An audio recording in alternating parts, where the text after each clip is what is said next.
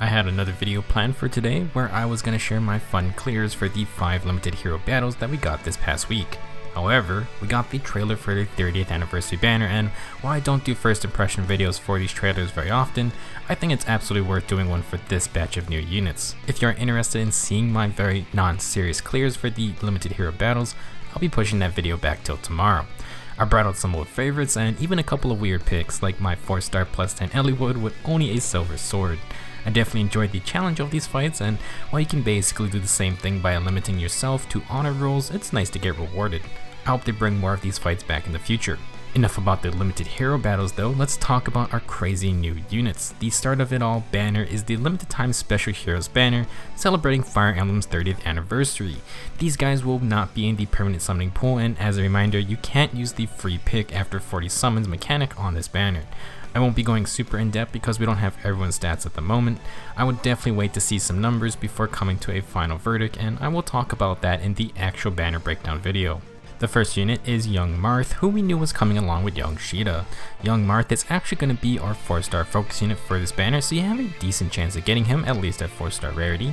He is a sword infantry unit and comes with the rapier, which is actually the same rapier as Fina's. It's effective against both armored and cavalry units, and it has built-in vantage. Very strong combo, and while Fina may be a dancer, Young Marth will probably be a better user of the weapon. One reason is that he has a unique 2-turn special called Hero's Blood.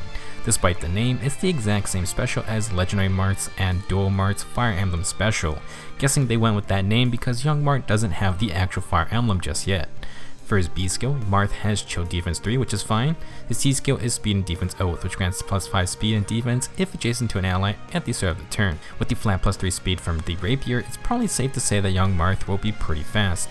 How fast? We'll just have to see, and will his 4-star focus status affect how good he turns out. Regardless, as a 4-star focus unit, this Marth is probably our best 4-star focus unit so far. Unique weapon, unique special, and some nice skills. I feel like this Marth could potentially pass 40 base speed, which would give him access to things like Close Call or Flashing Blade 4.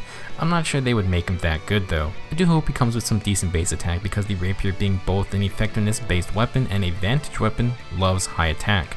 Being able to one-shot armors and cavaliers with vantage is going to be very nice, though for arm units I highly doubt Marth outputs enough damage for a pure one-shot. He can run a pretty unique build to synergize with this playstyle, that being the Special Spiral plus Vantage combo that units like Ares can run. Considering Marth has Hero's Blood as a 2-turn special that buffs himself up after its use, being able to spam it over and over with Special Spiral and Vantage sounds like a fun time. Generally, this build also runs distant counter for full threat coverage. While Hero's Blood doesn't have the full power of Regno Astra, it's still pretty decent. Damage-wise, 30% of 40 speed would equal to 12 damage, which is not bad at all. Even if you don't go the Special Spiral route, having Hero's Blood is a nice advantage for Marth. Despite being the 4-star focus unit of the banner, Young Marth should still be fun to use. Being infantry also means he has a ton of skill options available, so I'm sure he'll have a good number of effective builds. Young Marth really does set the stage for this banner because he's easily the least crazy one to talk about. Young Caeda really starts to ramp up the power creep factor because just look at that weapon. Effective against swords, lances, axes, bows, and arm units, cause why not? We've never had effectiveness against specific weapon types outside of dragons.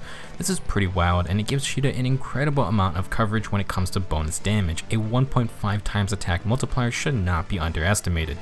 That's not the end of it though, because Feather's sword also has built-in vantage like the rapier, but it's actually just a straight up better vantage. It can activate above 75% HP if the enemy is any one of those weapons Feather's sword is effective against. Now that is pretty nuts.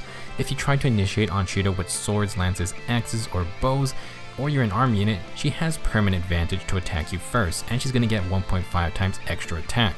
That combo gets even better because she comes with distant counter.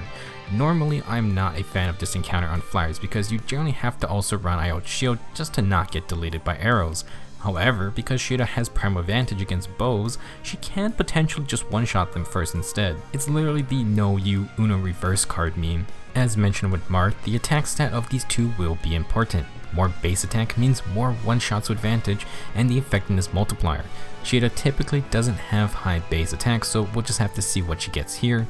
I feel like it might not be that high because she is loaded with bonus attack skills. She has a unique B skill called Belief in Love, which inflicts -5 attack and defense if the foe is at full HP or if they initiate first. Literally a perfect combo for her Feather Sword's built-in advantage, and on the player phase, Caeda can still get a nice damage boost possibly. With Joint Hold Attack, that's another +5 attack, so if everything lines up, this Caeda gets a ton of bonus damage. With her normal self having high speed and resistance with lower attack and defense, I do think young Caeda will end up with something similar. The thing is that Feather Sword can cover for that low physical bulk with her advantage plus effectiveness damage. If she has good resistance, then she can use her distant counter to nicely fight against mages. Imagine if Feather Sword was on an infantry unit who could run Close Call or Wrath or Special Spiral. Good lord, the builds would be so disgusting. While I do think young Caeda is going to be good, she isn't completely safe with her perm advantage. For example, she'll be good against someone like Legendary Alm, who deals massive damage but isn't that tanky himself. However, if he runs something like Sturdy Impact, he can get an extra 10 defense, and there were 2 strong blue archers in Legendary Lucina and Chrom. If these archers can survive Caeda's one attack, then she's basically gonna die to their next arrow anyway. Same goes for any lance units, depending on how much defense Caeda actually has, and hardy bearings still exist. While she will probably be very annoying, I think she won't be able to vantage cheese every enemy out there. Our next banner unit is young Merric, who has a lot of cool things going for him. His Wings of Change accelerate specials, and he's effective against flyers, kind of like Excalibur. At the start of combat, if Merric has a field buff on him, or if he has more than half health, he then gets +5 attack and speed, and gets no follow-up. Very interesting weapon. We just had Spring's Fur with her no follow-up sword, but now we get it on a ranged weapon. Merric also comes with Windsweep, which we've discussed interacts with no follow-up favorably for the user. Basically, Merric will be able to prevent counterattacks from physical damage foes, but he still gets to double them too. The +5 speed from Wings of Change are going to be a nice boost, but he does also come with Swift Sparrow 3 for another +7 speed. I'm going to guess this guy is going to get at least 35 speed, and that's a low estimate considering the caliber of this banner. To add to this neat playstyle, Merric also gets a unique 2-turn special called Righteous Wind. Same 30% of speed damage boost as Marth's special, and we already know he's getting +12 speed with his skills. Instead of a team-wide stat boost, Righteous Wind grants a +10 heal to everyone plus Merric himself. That's nice to keep above the 50% HP threshold. Because Righteous Wind is a 2 cooldown special, it actually becomes a 1 cooldown special thanks to Winds of Change. On a 1 cooldown, Merric can actually proc this special on his second attack with no retaliation from the enemy. Exact same attack plan as Byleth or Spring Fur. In a game where distant counter has been a huge thorn for squishy mages, using young Merric is going to be a nice change of pace. As a reminder, preventing counterattacks is incredibly strong, it counters vantage users, and we've just added 2 more to the game, so good timing. Merric also has flyer effectiveness, so I guess we'll just have to see who kills who first when he fights with young Caeda. I definitely like the ideal behind Merric's kit, even though he's still got some issues versus dragons who he can't sweep. Just as I was commenting on how Windsweep hasn't returned since Alm and Joshua, it finally appears again. How do you like that? Last but definitely not least is Dual Palla, or should I say the Whitewing trio. Dual heroes outdated, we've already moved on to triplets. But for real though, gameplay wise, Palla is a dual hero with a dual skill. We actually did get to see her stats, which are going to be 40 HP, 39 attack, 31 speed, 33 defense, and 24 resistance. 39 base attack is absurd, and let's be honest, guarantees she has a attack super boon. Now the Whitewing trio being the last to be shown is for a good reason, because holy cow is their weapon insane. White Down Spear is a 16 might lance with another +3 attack if the number of flying units on the team is 3 or greater, and Palla initiates combat, inflict -4 attack and defense on the enemy, plus Palla makes a guaranteed follow-up. What's actually ridiculous is that White Down Spear also adds on the triangle attack refined the 3 sisters got on their own weapons. If Palla is within 2 spaces of 2 or more flying allies and she initiates, she gets to attack twice. That's the Brave effect, and remember the first part of this weapon. Palla always gets a guaranteed follow-up. That means quad attacks for days without needing to outspeed the enemy. Now personally, I don't want to get hit by 58 attack times 4, and considering Palla gets the follow-up with her weapon, she can just run Desperation to land all 4 attacks in a row. If you've used the Whitewing sisters before with their triangle attack refines on their weapons, you probably understand that while it's an incredibly strong ability, it does require setup, and you can't always make things line up.